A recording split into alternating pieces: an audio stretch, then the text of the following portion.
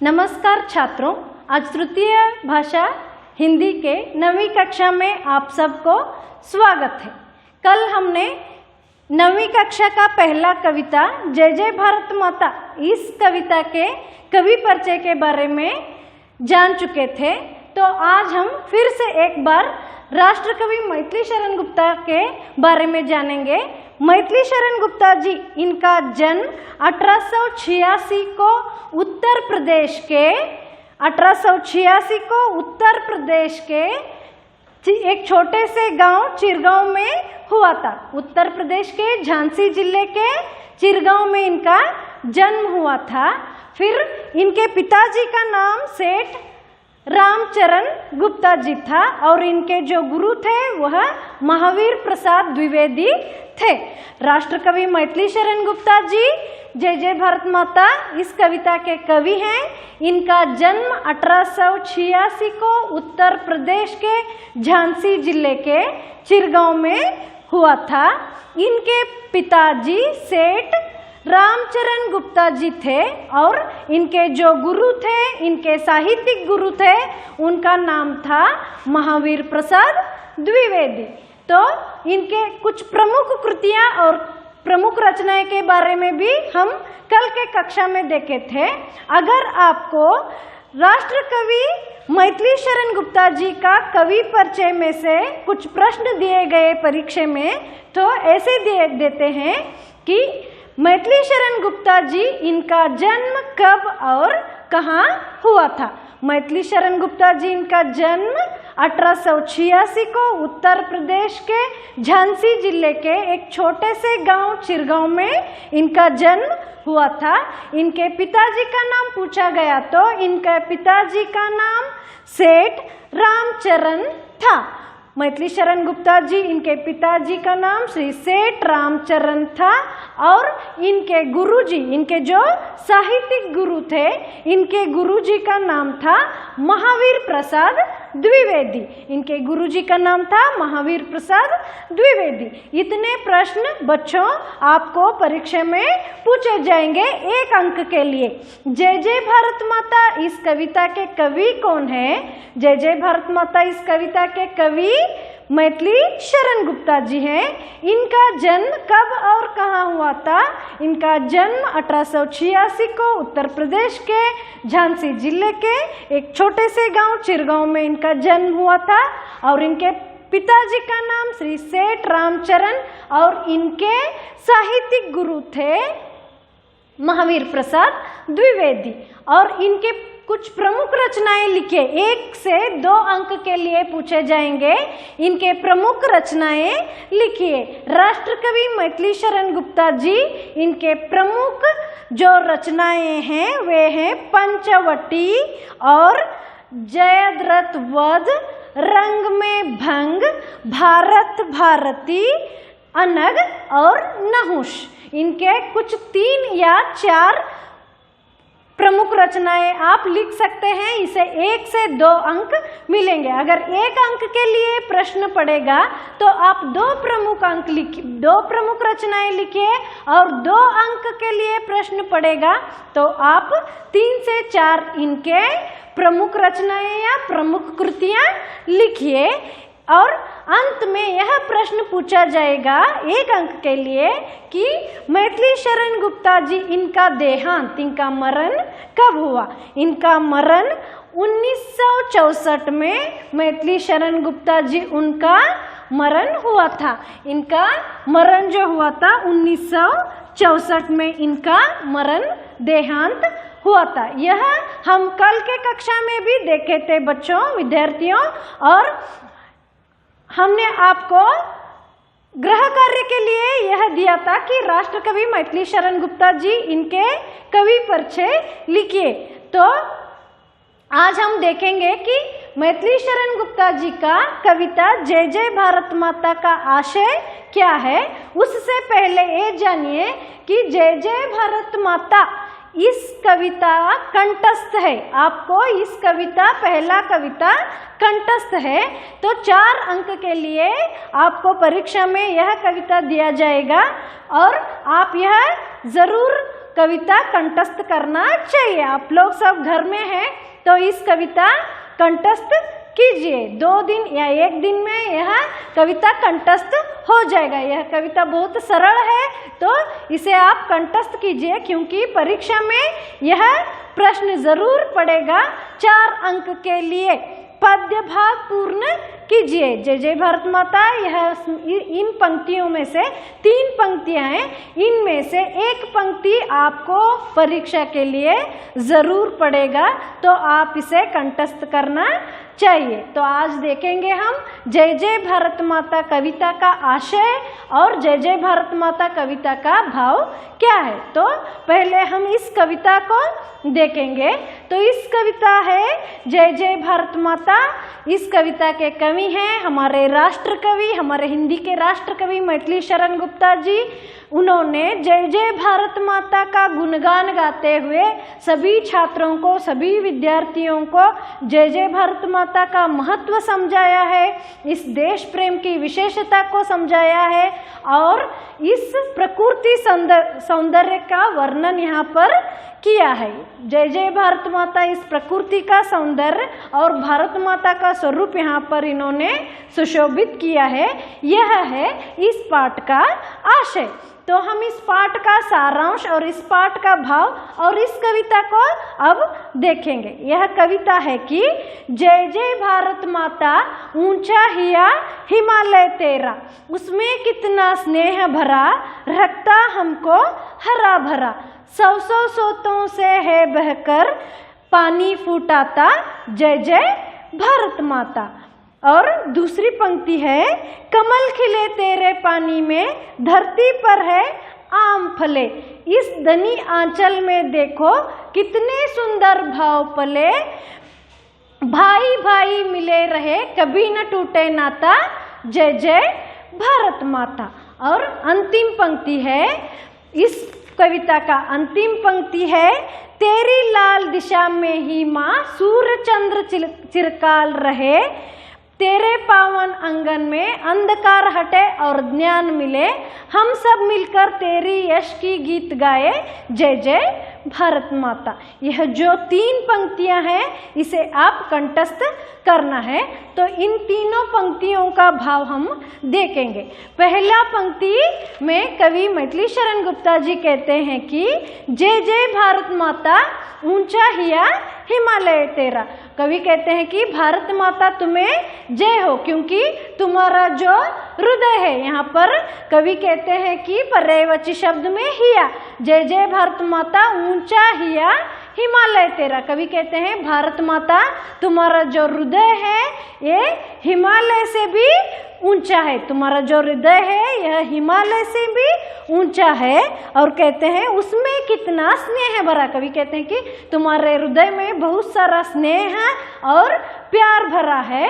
और कवि कहते हैं तुम अपने दिल में आग दबाकर हम सबको रखती हो हरा भरा। कवि प्रकृति की सौंदर्य करते हुए कहते हैं कि दिल में अपने आग दबाकर हम सबको रखती हो हरा भरा, 100 सोतों से बहकर एक पानी फूटाता जय जय भारत माता। कवि पहले पंक्तियों में प्रकृति का सौंदर्य का वर्णन करते हुए भारत माता के विशाल हृदय के बारे में बताते हुए कहते हैं कि भारत जय जय भारत माता तुम्हें जय हो, क्योंकि तुम्हारा हृदय हिमालय से भी बड़ा है। हमारा पर्वत हिमालय पर्वत है, उसका उदाहरण देते हुए कवि कहते हैं तुम्हारा हृदय हिमालय जैसा बड़ा है और सुंदर है, क्योंकि इस हृदय में बहुत सारा स्नेह और प्यार भरा है। भारत माता का हृदय में बहुत सारा प्यार और बहुत सारा स्नेह भरा है, और इस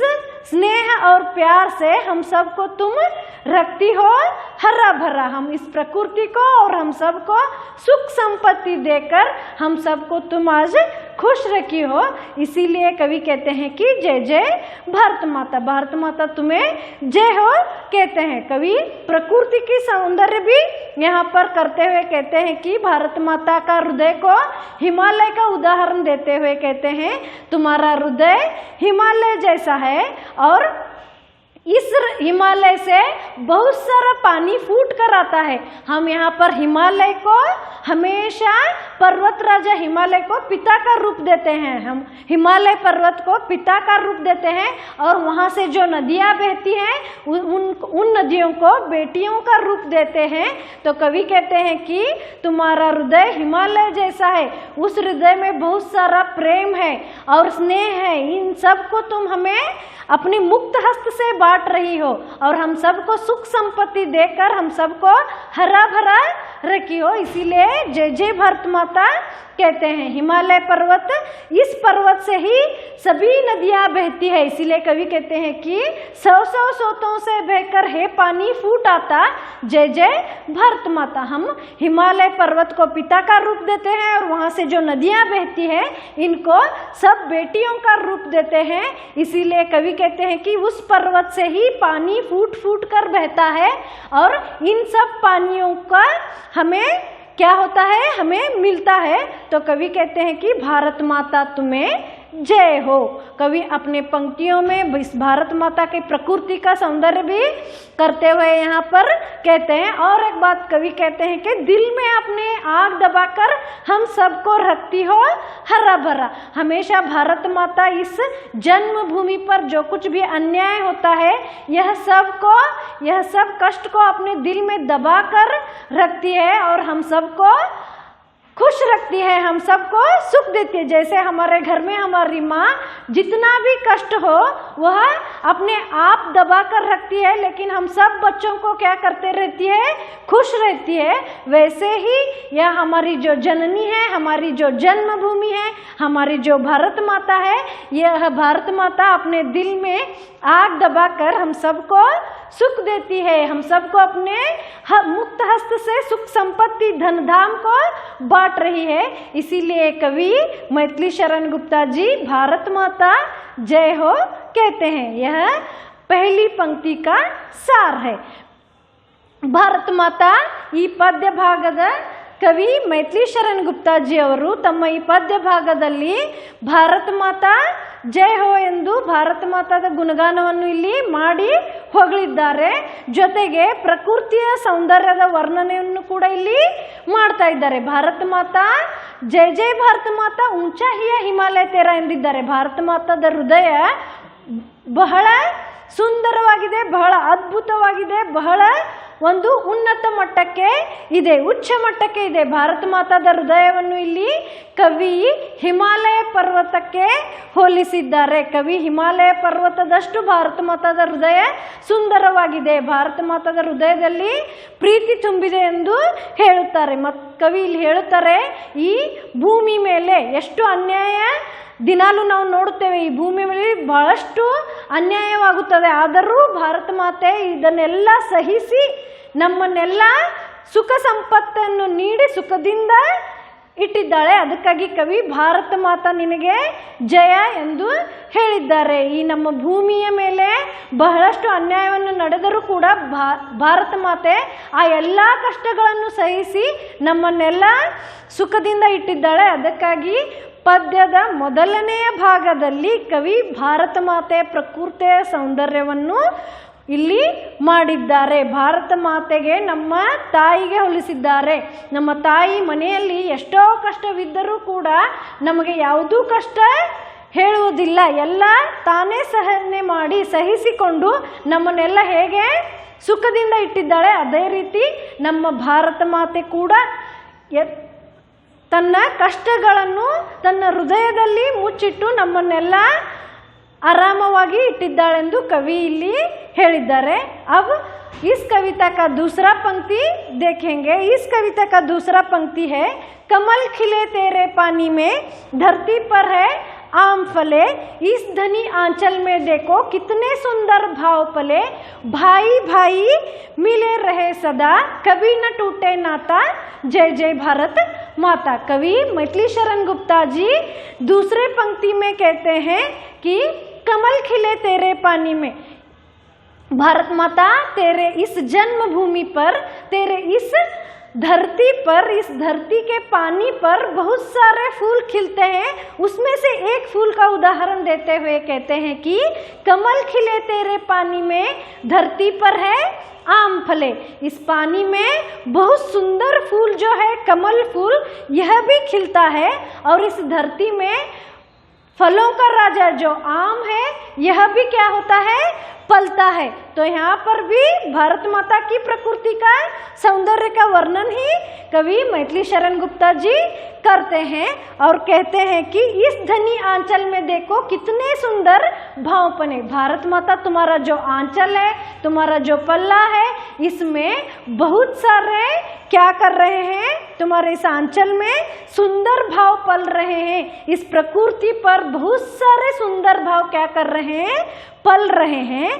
तो भारत माता की प्रकृति का सौंदर्य कर रहे हैं। कमल जैसा फूल खिलता है, आम जैसा फल उगता है, इसीलिए कवि कहते हैं कि तुम्हारे आंचल में ही यह सब सुंदर भाव क्या कर रहे हैं, पल रहे हैं। और कवि कहते हैं कि भाई भाई मिले रहे सदा, कभी न टूटे नाता, जय जय भारत माता। जो इस भारत भूमि के ऊपर हम सब लोग मिल रहे हैं, हम सब लोग मिलकर हैं, हम सब कोई भी भेदभाव नहीं है, कोई जात पंथ का भाव नहीं है यहाँ पर। तो हम सब क्या कर रहे हैं, मिलजुल कर रहे हैं, सभी भाईचारे के संबंध में यहाँ भाईचारा का संबंध दिखा रहे हैं। तो कवि कहते हैं कि जो यह भाईचारा का संबंध है, यह संबंध ऐसे ही रहे, कभी न टूटे नाता। कवि कहते हैं कि यह जो संबंध है, यह संबंध कभी भी नहीं टूटना चाहिए। जय जय भारत माता। कवि यहाँ पर प्रकृति की सौंदर्य के साथ भी कहते हैं कि यहाँ पर जो हम लोग हैं, इस भारत वासी है, इस भारत पर जो हम निवास कर रहे हैं, हम सब लोग यहाँ पर एक भाईचारे संबंध से रहे हैं, हम सब एक हैं। हम इस भारत माता के जन्मभूमि पर हम मिलजुल कर रहे हैं। इसीलिए कवि यहाँ पर भारत माता तुम्हें जय हो कहते हैं। भारत माता के इस कविता का दूसरी पंक्ति का आशय कवि प्रकृति का सौंदर्य भी करते हैं और साथ में भाईचारे के संबंध को भी यहाँ पर बताते हैं। यहाँ पर कहते हैं कि इस प्रकृति के ऊपर कमल जैसे सुंदर फूल खिलते हैं, इस प्रकृति के ऊपर आम जैसे फल उगते हैं। तो तेरे इस आंचल में बहुत सारे सुंदर भाव आज पल रहे हैं, बहुत सारे हरे भरे खेत यहाँ पर नजर आ रहे हैं, बहुत सारे वन उपवन हमें यहाँ पर नजर आते हैं। तो यह सब हमें प्रकृति से ही मिलता है, यह कोई हम मोल कर या खरीद कर नहीं लेते। यह सब प्रकृति या इस सब सुंदर भाव को हमें भारत माता अपने मुक्त हस्त से क्या कर रही है, हमें बांट रही है। तो कवि भारत माता को जय जयकार कर रहे हैं, भारत माता को बहुत बहुत नमन कर रहे हैं, शत शत बार भारत माता को प्रणाम कर रहे हैं। साथ में यह भी बता रहे हैं कि इस भारत माता के भूमि पर, इस भारत देश में हम सब भारतवासी जो निवास कर रहे हैं, तो हम सब भाई भाई के नाते से ही यहाँ पर हैं। हमारा जो भाईचारा संबंध है, यह हम सब मिलकर रहते हैं, यह भी बताते हैं। कवि कहते हैं कि इस भारत देश पर जो हम निवास कर रहे हैं, तो एक अच्छे संबंध में भाई भाई के नाते से हैं, तो यह नाता कभी न टूटना चाहिए। कवि कहते हैं भारत माता कभी न टूटे नाता, जय जय भारत माता। इस नाते को कभी न टूटने देना, जय जय भारत माता कहते हैं। तो यह है इस पंक्ति का भाव सार है। ಕವಿ ತಮ್ಮ ಪದ್ಯದ ಎರಡನೇ ಭಾಗದಲ್ಲಿ ತಿಳಿಸುತ್ತಾರೆ, ಕಮಲ್ ಕಿಲೆ ತೆರೆ ಪಾನಿ ಮೇ, ಕಮಲದಂತಹ ಸುಂದರವಾದ ಹೂವು ಇಲ್ಲಿ ಅರಳ್ತಾ ಇದೆ. ಮಾವು ನಾವೇನಂತೀವಪ್ಪ ಅಂದ್ರೆ ರಾಜ, ಹಣ್ಣುಗಳ ರಾಜ ಮಾವು ಎಂದು ಹೇಳ್ತೇವೆ. ಇಂಥ ಒಂದು ಅದ್ಭುತವಾದ ಹಣ್ಣು ಕೂಡ ಇಲ್ಲಿ ಭಾರತ ಮಾತಾ ನಿನ್ನ ಪ್ರಕೃತಿಯ ಮೇಲೆ ನಾವು ನೋಡುತ್ತೇವೆ. ಅದಕ್ಕಾಗಿ ಕವಿ ಇಲ್ಲಿ ಪ್ರಕೃತಿಯ ಸೌಂದರ್ಯದ ವರ್ಣನೆ ಮಾಡುತ್ತಾರೆ. ಹರೇ ಭರೇ ಖೇತ್ಸುವನೆ, ಕವಿ ಇಲ್ಲಿ ಹೇಳುತ್ತಾರೆ, ಇಲ್ಲಿ ಹೊಲ ಗದ್ದೆಗಳು ಹಚ್ಚ ಹಸಿರಿನಿಂದ ಕೂಡಿವೆ. ಈ ಎಲ್ಲ ಭಾವಗಳನ್ನು, ಈ ಎಲ್ಲ ನಮಗೆ ಹಣ್ಣು ಹೂವು ಹೊಲ ಗದ್ದೆಗಳನ್ನು ಪ್ರಕೃತಿಯ ಸೌಂದರ್ಯದಿಂದ ದೊರೆತಿದೆ, ಪ್ರಕೃತಿಯಲ್ಲಿ ದೊರೆತಿದೆ. ಇದನ್ನೆಲ್ಲ ಭಾರತ ಮಾತಾ ನಮಗೆ ತನ್ನ ಮುಕ್ತ ಹಸ್ತದಿಂದ ನಮಗೆ ನೀಡಿದ್ದಾಳೆ. ಅದಕ್ಕಾಗಿ ಕವಿ ಹೇಳುತ್ತಾರೆ, ಜಯ ಜಯ ಭಾರತ್ ಮಾತಾ. ಭಾರತ ಮಾತಾ ನಿನಗೆ ಶತ ಬಾರಿ ನಮನ, ನಿನಗೆ ಕೋಟಿ ಕೋಟಿ ಬಾರಿ ನಮನಗಳು ಎಂದು ಹೇಳಿ ಕವಿ ಹೇಳುತ್ತಾರೆ, ಭಾಯಿ ಭಾಯಿ ಮಿಲೆ ರಹಿ ಸದಾ ಕವಿ ನ ಟೂಟೆ ನಾತ, ಜಯ ಜಯ ಭಾರತ ಮಾತಾ. ನಾವು ಈ ಭಾರತ ದೇಶದ ನಿವಾಸಿಗಳಾಗಿ ಈ ಭಾರತ ದೇಶದಲ್ಲಿ ನಾವೆಲ್ಲರೂ ಒಂದೇ ಎಂದು ಹೇಳುತ್ತೇವೆ. ನಾವೆಲ್ಲರೂ ಒಂದೇ, ಇಲ್ಲಿ ಯಾವುದೇ ಜಾತಿ ಭೇದ ಭಾವ ಇಲ್ಲದೆ ನಾವು ಭಾರತ ವಾಸಿಗಳು, ನಾವು ಭಾರತ ದೇಶದ ನಾಗರಿಕರು ಎಂದು ಹೇಳುತ್ತೇವೆ. ಈ ಒಂದು ಸಹೋದರ ಬಾಂಧವ್ಯವನ್ನು ಯಾವತ್ತೂ ಚಿರಕಾಲ ಇದೇ ರೀತಿ ಇರಲಿ ಎಂದು ಭಾರತ ಮಾತೆಯಲ್ಲಿ ಪ್ರಾರ್ಥನೆ ಮಾಡುತ್ತಾ ಇನ್ನೊಂದು ಸಲ ಕವಿ ಏನು ಹೇಳುತ್ತಾರೆ, ಜಯ ಜಯ ಭಾರತ ಮಾತಾ. ಭಾರತ ಮಾತಾ ನಿನಗೆ ಜಯವಾಗಲಿ ಎಂದು ಕವಿ ತಮ್ಮ ಎರಡನೆಯ ಪದ್ಯದ ಭಾಗದಲ್ಲಿ ತಿಳಿಸುತ್ತಾರೆ. अब हम इस कविता के अंतिम पंक्तियों को देखेंगे. इस कविता के अंतिम पंक्तियों में कवि कहते हैं कि तेरी लाल दिशा में ही माँ चंद्र सूर्य चिरकाल रहे. कवि कहते हैं कि तेरी लाल दिशा में ही मामा, तेरी इस धरती पर तेरी इस लाल दिशा में चंद्र और सूर्य आज भी क्या है, चिरकाल है. चंद्र और सूर्य पहले से आज तक भी क्या कर रहे हैं, चिरकाल है, अमर है. कवि कहते हैं हम सब जो इस भारत भूमि पर जन्म लेते हैं तो जनन से लेकर मरण के बीच जो हमारा यह रिश्ता है इसे हम क्या कहते हैं, जीवन कहते हैं. जो जनन से लेकर मरण के बीच जो हम पयन करते हैं इसे हम जीवन कहते हैं. तो कवि कहते हैं कि हम आज इस जन्मभूमि पर जनन लेते हैं तो कल हमारा देहांत होता है, लेकिन इस दिशा में कवि कहते हैं इस तेरी लाल दिशा में चंद्र और सूर्य दो ही क्या है, चिरकाल है. इस तेरी दिशा में आज भी पहले से लेकर आज भी जो अमर है वो है सिर्फ चंद्र और सूर्य. तो कवि कहते हैं कि चंद्र सूर्य चिरकाल रहे, जय जय भारत माता. देखिए विद्यार्थियों, जो हम इस जन्मभूमि पर जन्म लेते हैं और जनन से लेकर मरण तक जो हमारा पयन है इसे हम जीवन कहते हैं. तो हम आज रहते हैं तो कल नहीं रह सकते. तो कवि यहाँ पर एक सुंदर उदाहरण देते हुए कहते हैं कि भारत माता तुम्हारे इस धरती पर आज भी सूर्य और चंद्र दो ही क्या है, अमर हैं. हम सुन सकते हैं ये जो अद्भुत पयन है सूर्य और चंद्र का, तो यह दोनों आज भी हमारे धरती पर अमर हैं.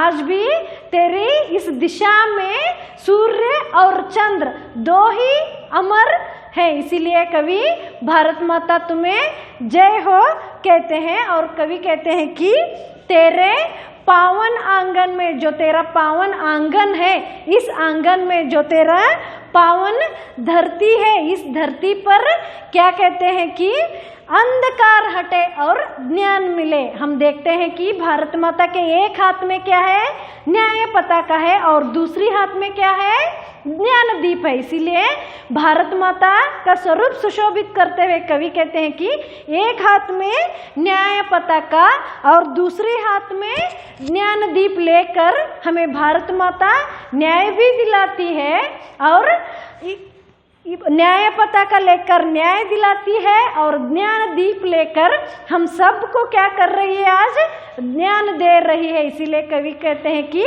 अंधकार हटे और ज्ञान मिले, मिलजुल कर रहे हम और मिलजुल कर तेरी यश की गताए गाए, जय जय भारत माता. हम सब मिलकर, हम सब भारतवासी मिलकर तेरी यश की गीत गाए, जय जय भारत माता कहते हैं.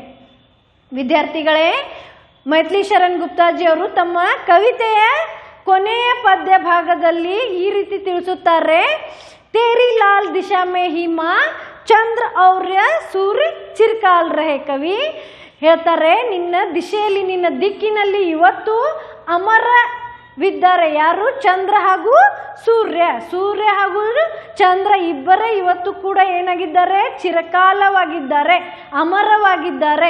ಅದಕ್ಕಾಗಿ ಕವಿ ಹೇಳುತ್ತಾರೆ, ಅದಕ್ಕಾಗಿ ನಿನಗೆ ಏನು ಮಾಡ್ತೇವೆ ಅಂದರೆ 100 ಸಲ ಕೋಟಿ ಸಲ ನಮನಗಳನ್ನು ಸಲ್ಲಿಸುತ್ತೇವೆ ಎಂದು ಹೇಳಿದ್ದಾರೆ. ಇವತ್ತು ನಾವು ಈ ಜನನಿ ಜನ್ಮಭೂಮಿಯ ಮೇಲೆ ಹುಟ್ಟಿ ನಾಳೆ ನಾವು ಸಾಯಬಹುದು, ಆದರೆ ನಾವು ಇವತ್ತಿರ್ಬೋದು, ನಾಳೆ ಇರ್ಲಿಕ್ಕಿಲ್ಲ.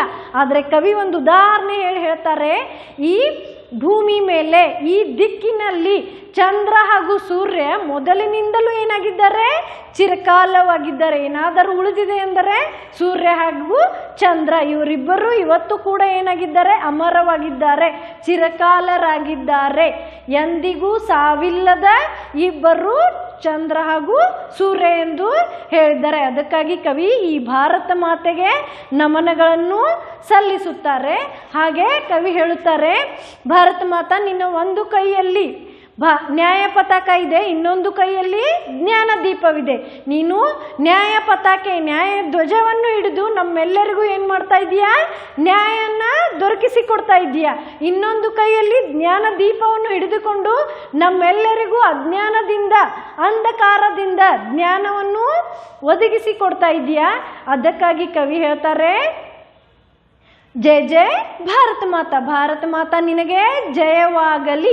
ಭಾರತ ಮಾತಾ ನಿನಗೆ ಕೋಟಿ ನಮನಗಳನ್ನು ಸಲ್ಲಿಸಿ ತಮ್ಮ ಅಂತಿಮ ಪದ್ಯ ಭಾಗದಲ್ಲಿ ಭಾರತ ಮಾತೆಯ ಸ್ವರೂಪವನ್ನು ಇಲ್ಲಿ ಕವಿ ತಿಳಿಸಿದ್ದಾರೆ. ಇಷ್ಟು ಈ ಕವಿತೆಯ ಸಾರಾಂಶ, ಈ ಕವಿತೆಯ ಭಾವ ಆಗಿದೆ. ಇಲ್ಲಿ ಮೈಥಿಲಿ ಶರಣ್ ಗುಪ್ತಾಜಿ ಅವರು ದೇಶ ಪ್ರೇಮದ ಜೊತೆಗೆ ಭಾರತ ಮಾತೆಯ ಗುಣಗಾನವನ್ನು ಮಾಡಿ ಭಾರತ ಮಾತೆಯನ್ನು ಇಲ್ಲಿ ಹೊಗಳುತ್ತಿದ್ದಾರೆ. यह सिर्फ इस भारत माता कविता का सार और भाव है.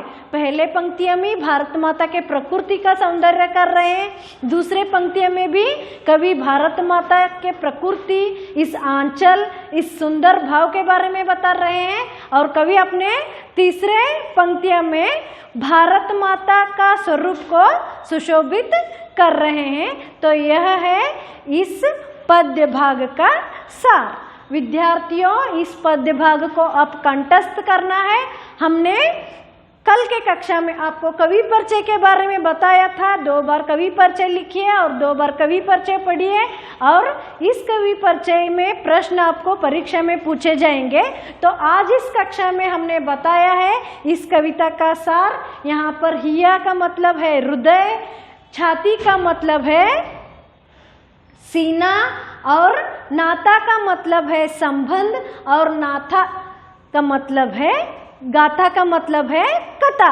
तो यह इसके शब्दार्थ. और आप 9वीं कक्षा में है तो शब्दार्थ आपके पद्य के पीछे दिए गए हैं. तो एक बार आप इस शब्दार्थ को लिखिए, फिर उसके बाद आप कवि परिचय लिखिए, फिर उसके बाद इस कविता को एक बार लिख कर पढ़िए.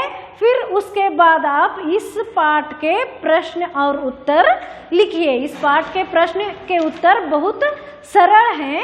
तो एक वाक्य के प्रश्न ऐसे हैं कि जय जय भारत माता कविता के कवि कौन है? जय जय भारत माता के कविता के कवि हैं मैथिली शरण गुप्त. और दूसरा प्रश्न है, गुप्ता जी को कौन सी उपाधि मिली? हम कल कवि परिचय में देखे थे कि गुप्ता जी को पद्म भूषण उपाधि मिली थी. तो तीसरा प्रश्न है, कवि किस देवी की वंदना कर रहे हैं?